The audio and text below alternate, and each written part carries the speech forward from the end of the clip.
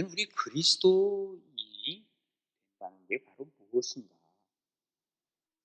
어쩌면 이것은 엄청난 변화라고도 얘기를 할 수 있을 거예요. 죽음에서 생명으로, 지옥에서 천국으로 이렇게 바뀌어지다 보니까 우리의 삶이 바뀌어지지 않는다는 것은 이상한 거고요.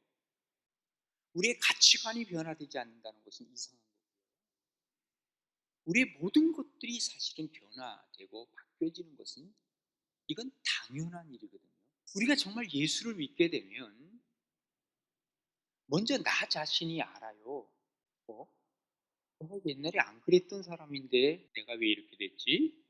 좋은 면으로 변화되는 거예요. 또 세상 사람들이 두고 있는 가치관이 나랑 다르다는 것을 느끼는 거예요. 그러니까 내가 알지요. 하나님이 물론 아시죠. 하나님의 자녀가 됐으니까. 또 누가 알아요? 다른 사람들도 보면 저 사람은 뭔가 나랑 달라. 저 사람은 뭔가 우리 보통 사람들이 가지고 있는 가치관을 갖고 있지 않아. 그걸 느끼게 되는 거죠. 이게 당연한 거거든요. 근데 오늘날 우리 그리스도인들이 그렇게 살질 않아요. 놀랍게도. 다른 거 하나 있다면 교회 다니는 거 하나밖에 없어요. 과연 우리가 그리스도인으로서의 외적 증거가 뭔가 하는 것을 한번 오늘 본문에서 찾아보자고요. 그 첫 번째 증거는 변화의 증거예요. 오늘 본문 19절에서 보면 이 말씀으로 말미암아, 이 말씀이 무슨 말씀이냐면 예수님이 하신 말씀이에요. 나는 선한 목자다 하는 그런 얘기죠. 그러니까 유대인들이 서로 분쟁이 일어났어요. 야, 저 사람 어떻게 저렇게 얘기할 수 있지? 저 사람이 정체가 뭐야? 그러면서 20절에 보면 그 중에 많은 사람은 뭐라 그래요? 야, 귀신 들린 사람이야. 그 말 들을 것도 없어? 이렇게 얘기하는 사람이 있는가 하면 21절에 보면 어떤 사람은 뭐라 그래요? 이 말은 귀신 들린 자의 말이 아니야. 아니, 귀신이 맹인의 눈을 뜨게 할 수 있어? 이건 아니잖아. 그들이 갑론을박하면서 서로 논쟁이 일어났다는 것이죠. 자, 그들의 중심에 누가 있느냐면 지난번에 우리가 말씀을 읽었는데 모태 시각장애인이 있는 거예요. 태어날 때부터 시각장애인인데 예수님께서 그를 보시고 진흙에다가 침을 개어서 눈에다 붙여주시면서 뭐라 그래요? 실로암에 가서 씻어라. 그대로 하니까 어떻게 됐어요? 눈이 밝아서 보게 된 거죠. 그러니까 사람들이 깜짝 놀랐죠. 아니 도대체 누가 저렇게 했단 말이야? 누가 저를 변화시켰단 말이야? 그러면서 예수님에 대해서 주목을 하게 된 것이죠. 이들이 분쟁이 일어난 근본적인 이유는 어디에 있느냐? 지금 날 때부터 시각장애인이 눈을 뜨게 했댔다는 것. 이게 뭐죠? 그러니까 어떤 사람이 예수를 통해서 변화된 것을 보고 너무너무 놀라니까 사람들이 그럼 그 사람이 도대체 누구냐? 그 사람 귀신 들린 거야. 아니야. 귀신 들리면 그렇게 할 수 없어. 어떻게 맹인이 눈을 뜨게 할 수 있어? 이러면서 논쟁이 일어난 것은 바로 변화된 사람을 보고 그들이 그런 논쟁이 일어났다. 요즘 이런 논쟁이 있어야만 하거든요. 야, 저 사람 어떻게 저렇게 바뀌었지? 저 사람 바뀌게 된 게 이유가 뭐지? 저 사람 교회 가서 그래. 그럼 그 교회가 어떤 교회지? 이런 얘기들이 오고 가야 정상이라 그 말이에요. 사실은 우리 교회 초창기에 요즘도 가끔 있습니다만 초창기에 보면 이런 얘기들이 참 많았습니다. 엄마 아빠가 예를 들면 장로 권사인데 자녀들이 교회도 안 다니던 사람이 우리 가나안 교회 나오면서부터 사람이 달라지기 시작하는 거예요. 그리고 부모가 보기에 이상한 거예요. 너무 달라지니까.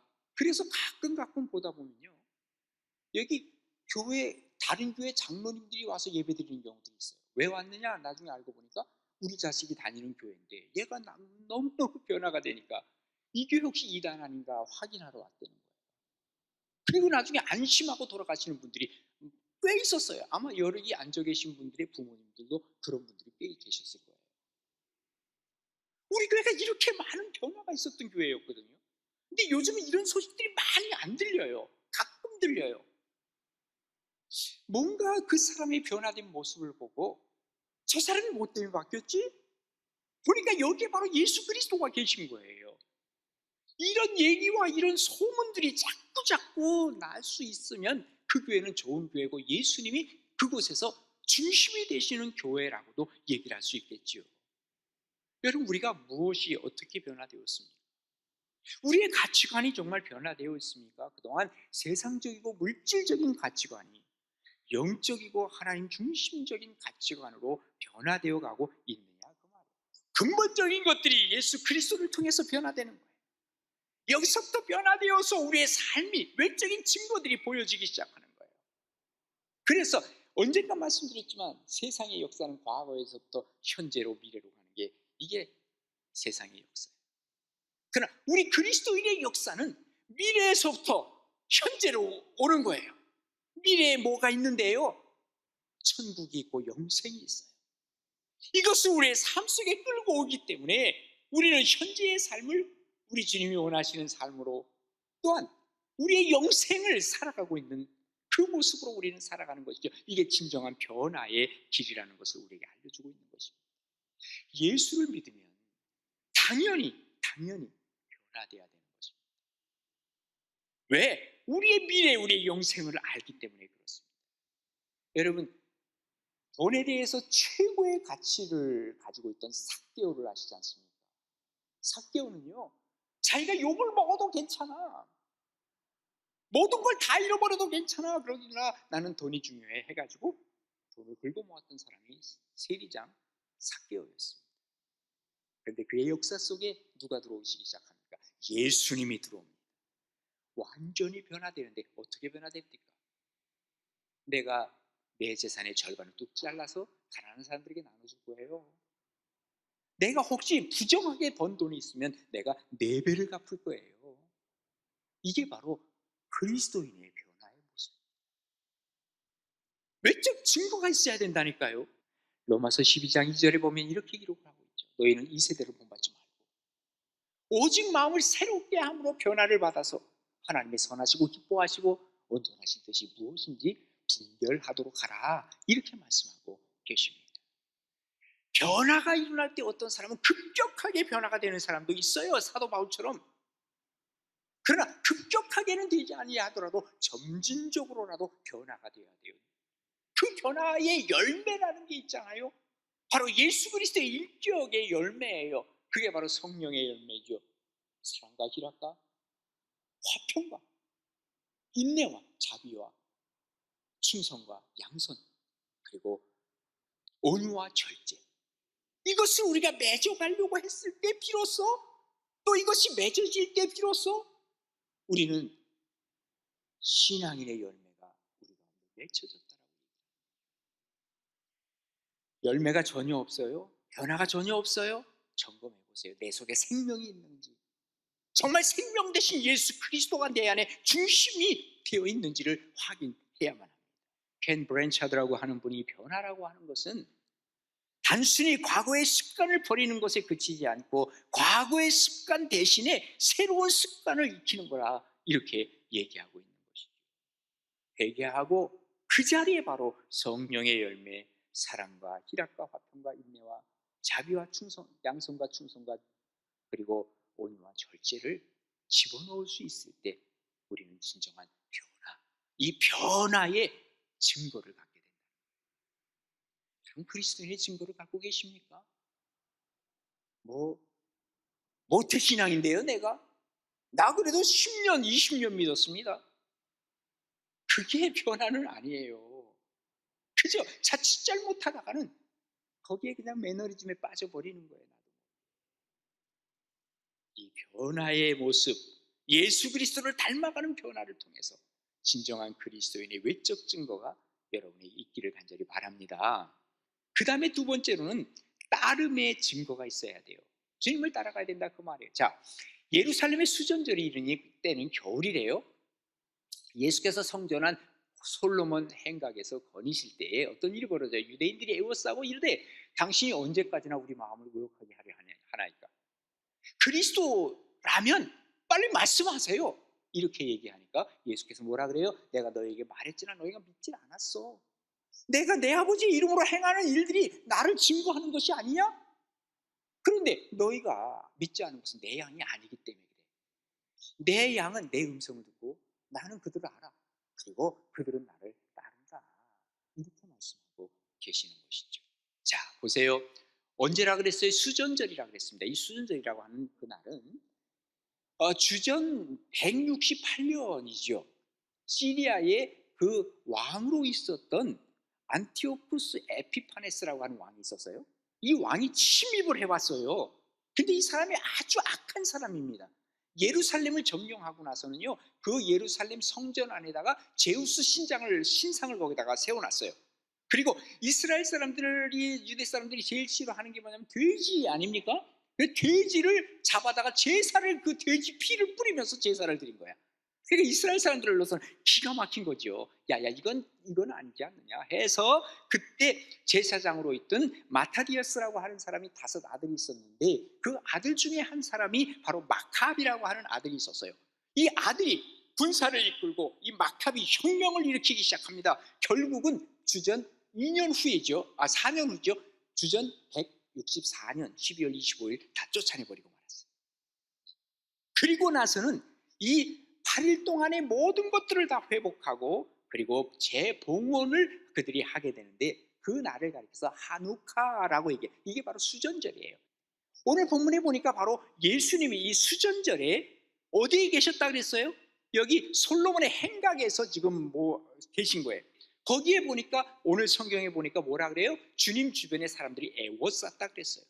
이 애워쌌다라고 하는 이 말을 통해서 우리가 크게는 2가지를 생각해 볼 수 있는데, 예수님으로서는 굉장히 위협적인 이러한 순간이었을 거예요. 왜? 유대인들이 지금 야, 저 사람이 도대체 누구야? 저 사람 귀신 들린 사람 아니야? 이렇게 막 얘기를 하니까 언제 돌을 쳐서 죽일지도 몰라. 왜? 귀신 들린 사람은 그렇게 죽일 수 있거든요. 그러니까 이 예수님으로서는 굉장히 위협적인 그러한 순간이었다, 그 말입니다. 그러나 또 다른 편으로 본다면 예수님을 통해서 좀 이 얘기를 듣고 싶은 거예요. 간절한 마음이 있어요. 당신 도대체 진짜 그리스도 메시아가 맞습니까? 아닙니까? 이 영적 조바심에서 바로 예수님에게 이렇게 묻고 있는 것이죠. 이때 예수님은 답을 그들에게 하시는데 뭐라고 얘기하십니까? 내가 너희들에게 얘기하지 않았니? 그런데 너희들은 왜 안 믿어? 너희들이 안 믿는 이유가 분명히 있어. 그것은 바로 뭐냐면 내 양이 아니기 때문에 그래. 주님 말씀하셨어요. 그럼 언제 주님께서 이 말씀을 하셨는가? 사마리아 여인이 있잖아요. 여인과 얘기를 하면서 주님께서는 내가 이런 생명이다, 내가 바로 메시아다라고 하는 것을 분명히 말씀하셨죠.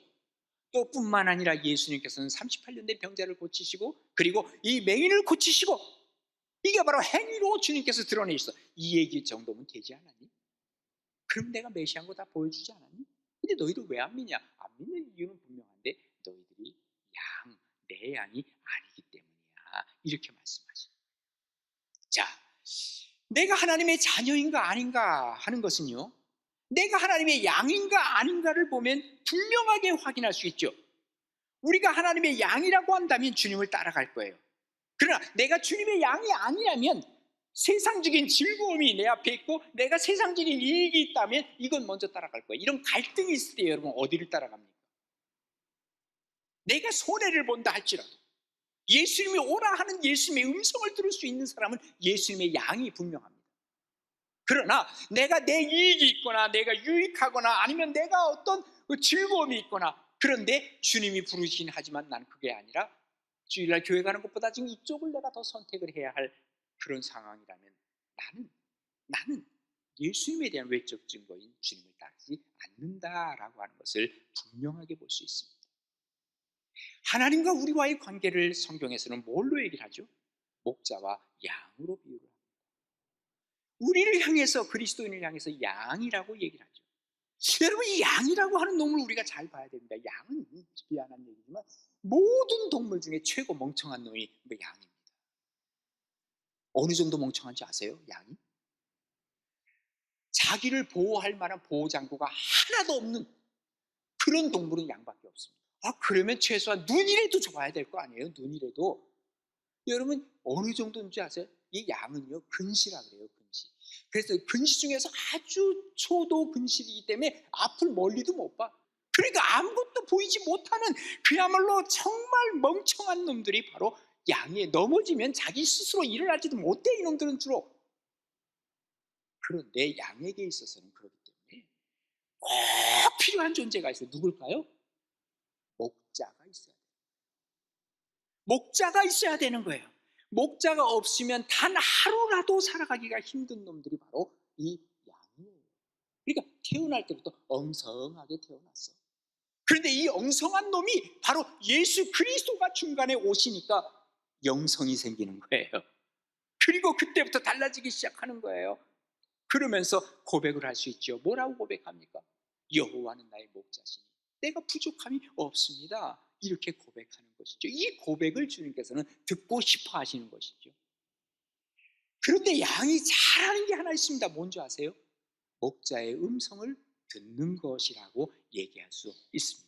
딴 건 다 없어. 그런데 목자의 음성만은 분명히 들을 수 있어. 듣기 때문에 목자를 따라가는 거예요.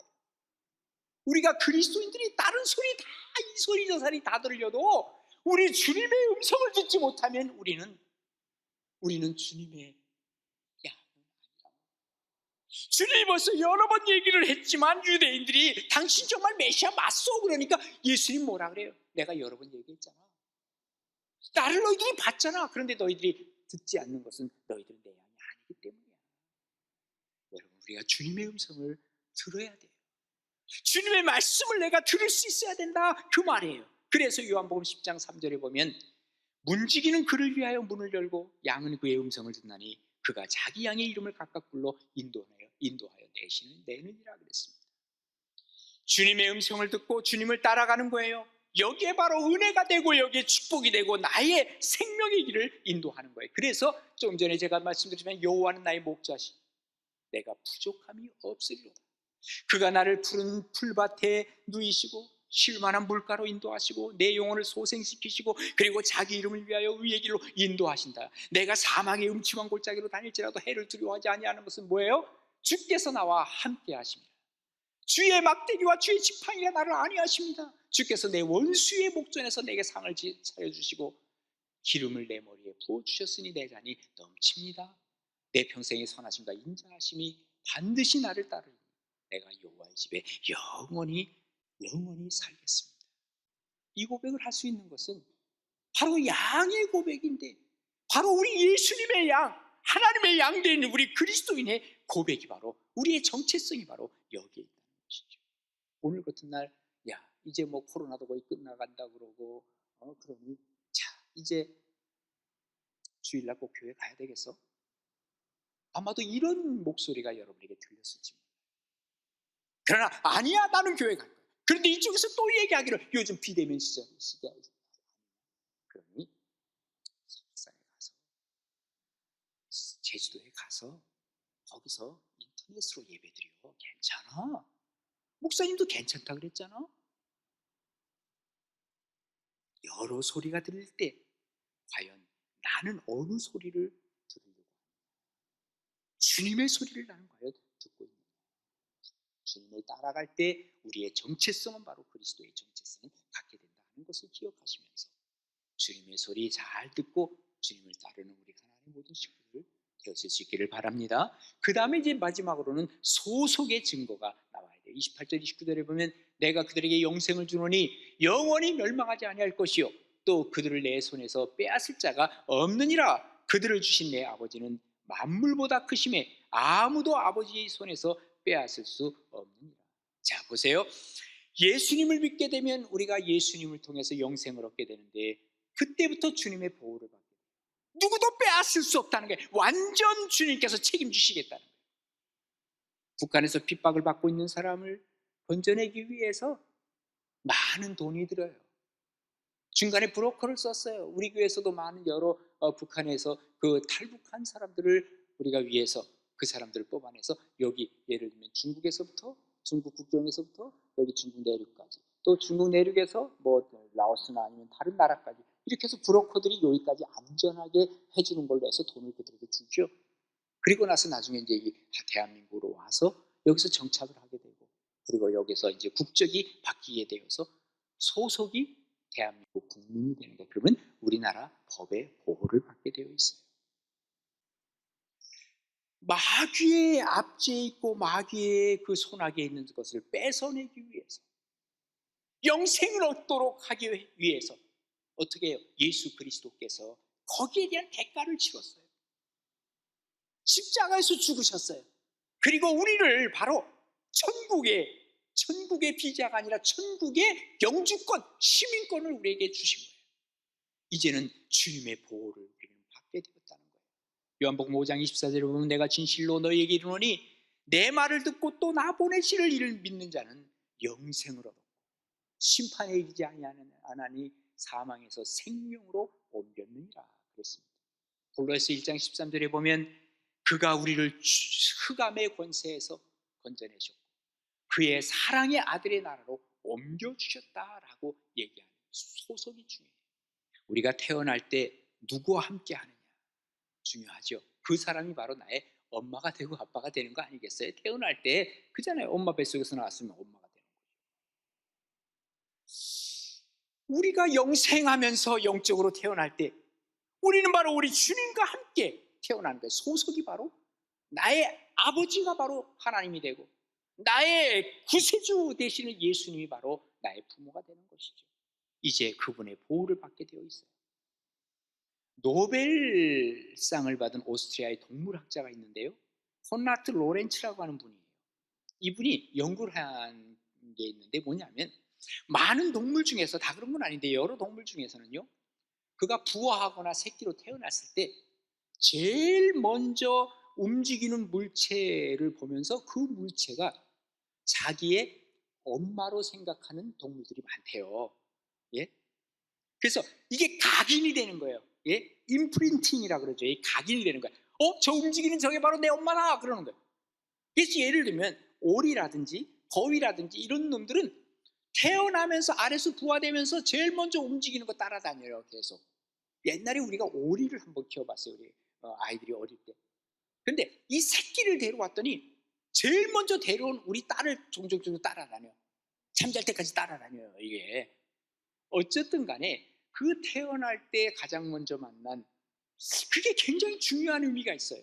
우리가 영생하면서 예수 그리스도를 만났다고 한다면 우리의 소속을 분명하게 하고 살아가야 할 필요가 있다는 거예요. 소속을 주님께 둔다고 하는 것은 이제부터 주님의 영광을 구한다는 것 아니겠어요? 여러분 운동선수들 보세요. 지난번에도 올림픽 때 보니까 그냥 뭐 금메달, 은메달, 동메달 따고 나서는 제일 먼저 찾는 게 뭡니까? 그들이 제일 먼저 찾는 건 태극기야, 태극기. 그러면서 태극기를 들고 말이죠. 일을 한 바퀴 돌고 말이죠. 그런단 말이죠. 예? 이게 왜 그래? 내 소속이 여기니까. 나는 이 소속된 이 나라의 영광을 위해서 여기 섰다는 거예요. 내가 하나님의 영광을 구할 수 있다고 한다면, 내가 뭔가 우승을 하고 상을 타고 나서 이 영광을 하나님께 돌립니다. 그 사람 소속을 분명히 하는 사람이기에 그 사람 그리스도인 맞아요. 그런데 상을 타고도 내가 진급을 하고도 하나님께 영광 돌리는 것이 아니라 내 영광을 찾는다고 한다면 내 소속이 어디인가를 한 번쯤 확인해 볼 필요가 있다, 그 말이에요.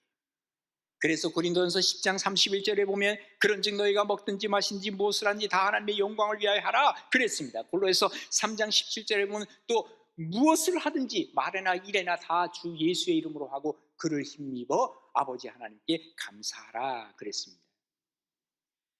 우리의 소속은 곧 우리의 뿌리죠.